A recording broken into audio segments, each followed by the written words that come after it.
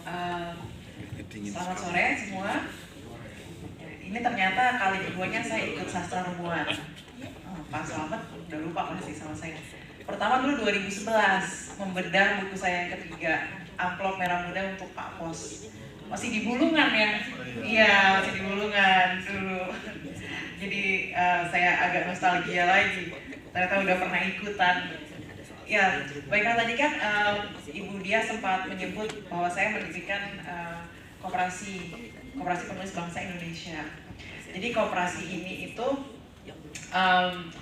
core bisnisnya atau usaha utamanya adalah menjadi agensi sastra atau agensi naskah. Dan kebetulan Mbak Sekar ini adalah klien dari koperasi. Merek usahanya itu Indonesian Writers Inc. Nah, jadi kami ini berperan untuk menghubungkan penulis bertemu dengan pihak ketiga, salah satunya dengan penerbit. Jadi begitu membaca naskah ini, saya sangat tergerak memastikan bahwa naskah ini harus terbit. Karena setiap kisah yang berhubungan dengan Banda Nera ini adalah kisah yang masih sangat kurang diketahui oleh orang Indonesia sendiri. Padahal sejarah yang ada di Banda ini adalah bukan saja sejarah Indonesia, tetapi juga adalah sejarah dunia. Saya mau tanya, siapa yang di sini familiar dengan Banda Nera atau udah ada yang pernah ke sana? Belum. Kalau yang udah pernah, Mas Yudi pernah ya? Siapa lagi yang udah pernah?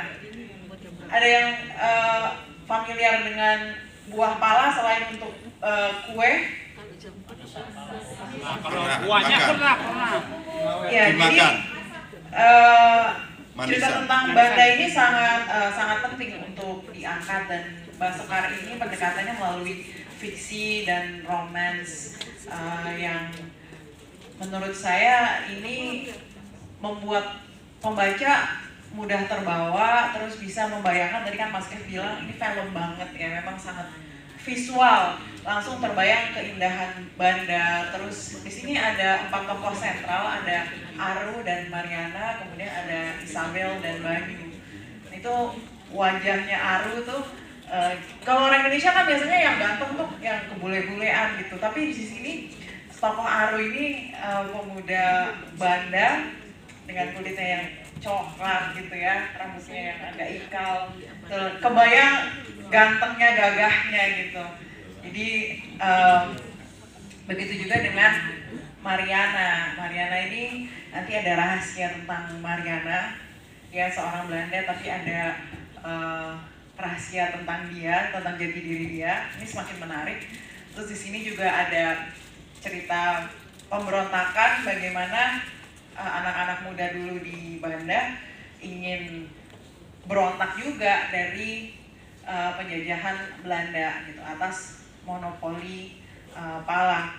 Nah, jadi pentingnya mengangkat kisah Banda karena di Banda itu terjadi genosida.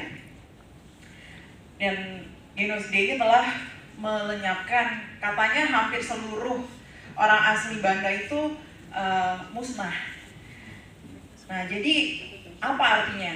Berarti kita kehilangan sejarah, kita kehilangan kebudayaan, kehilangan tradisi, kehilangan juga kearifan lokal. Kita juga kehilangan teknologi-teknologi dari Banda. Banda itu dulu kan maju ya, makanya bisa didatangi banyak pedagang dari luar gitu, dari luar negeri. Dulu kan Indonesia belum menjadi Indonesia gitu ya, baru beda Ternate aja udah luar negeri. Jadi ini dari Portugis, dari Eropa, dari Arab, datang semua ke situ. Bayangkan kan seru sekali, berarti dulu riuh rendahnya di sana, ramai di Banda, dan pasti banyak teknologi di sana, tapi hilang semua. Dan ini artinya kita kehilangan sebagai identitas kita sebagai sebuah bangsa. Nah, tadi kembali lagi ke pala. Banda itu kan dijajah karena pala. Tapi apakah pada hari ini pala menjadi hal yang populer di Indonesia? Tidak pernah ada pertanyaan-pertanyaan, kenapa sih dulu bangsa Eropa begitu gandrungnya terhadap pala sampai tega-teganya membunuh satu pulau, tega-teganya membuat perbudakan di pulau itu. Berarti kan pala ini ada khasiat yang luar biasa. Nah, harusnya lembaga seperti BRIN itu meneliti lagi. Jangan-jangan pala itu bukan cuma untuk penyedap kue atau katanya pengawet, mungkin ada yang lain, obat-obatan yang lebih advance gitu. Tapi kan hal-hal seperti itu tidak pernah digali. Karena tadi sejarah tentang Banda berikut dengan kearifan lokalnya, tradisinya hilang semua. Tapi nggak ada yang peduli.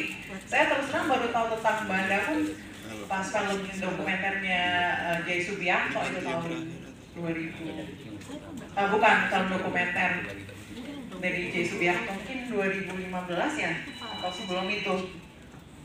Jadi cukup baru. Jadi harus ada upaya serius mengumpulkan kembali dan menyusun kepingan-kepingan fase tentang Banda Merah. Terima kasih sekali Mbak Sekar mau mengangkat cerita ini gitu. Karena dengan lokasi Banda ini kita jadi semakin pembaca diharapkan semakin penasaran gitu, ingin tahu tentang Banda, ingin datang ke sana, ingin mengumpulkan kembali jejak-jejak masa lalu yang ternyata mungkin jejak-jejak masa lalu itu bisa mengantarkan kita ke masa depan. Nah, Banda seperti yang tadi saya katakan bukan saja milik Indonesia sejarahnya, tetapi juga sejarah dunia.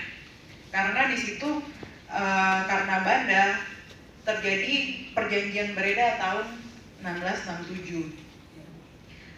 Nah, karena perjanjian itu terjadilah pertukaran New Amsterdam dan Pulau Run. Salah satu Pulau Run itu malah pulau yang paling kecil, yang paling nggak populer, malah di Kepulauan Banda. Tapi waktu itu menjadi rebutan antara Inggris dan Belanda. Waktu itu suasananya sedang perang Anglo-Dutch antara Inggris dan Belanda ya. Dan mereka itu menempuh perjanjian perdamaian. Jadi mereka menyebutnya itu perdamaian Breda gitu. Atau juga Breda Treaty, tapi mereka bilangnya itu adalah perjanjian yang dibuat untuk menuju perdamaian. Jadi mereka enak-enakan damai, tuker-tukeran pulau.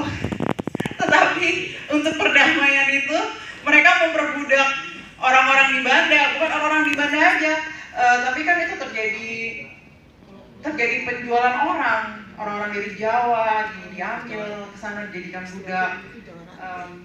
Pokoknya sangat kelam gitu ya. Dan menurut saya sayang sekali kalau kita tidak memahami tentang sejarah Banda lebih dalam.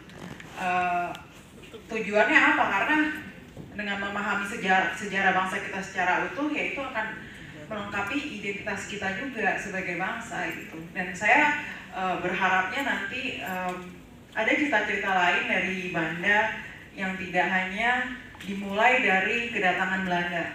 Kalau bisa sebelum terjadi genosida gitu tentang kemansyuran Banda.